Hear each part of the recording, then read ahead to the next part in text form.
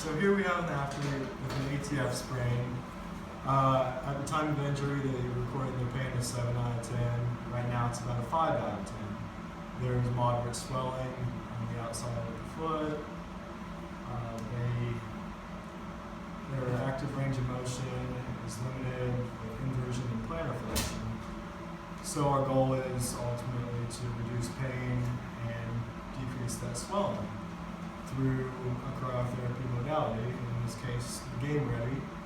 So before we hook it up, I'd like to explain to the patient what happens.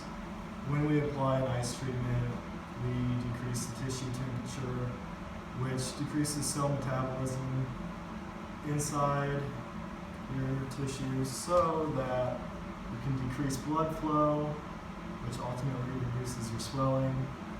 Due to the cold, there is not a need for oxygen to your blood. Therefore, we decrease your chances of secondary injury, which also decreases pain.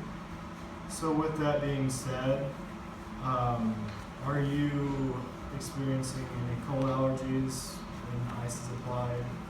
Hypersensitivity, circulatory insufficiency, and no open wounds? No.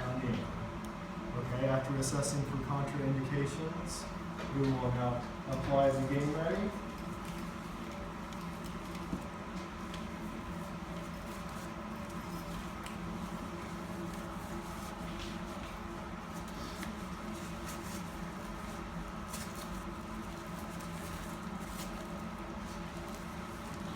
Set the timer to 20 minutes, medium pressure, coldest setting.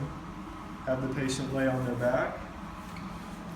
And also while doing the cryotherapy, we can have them elevated. This encompasses all the qualities of the RICE method: rest, ice, compression, elevation.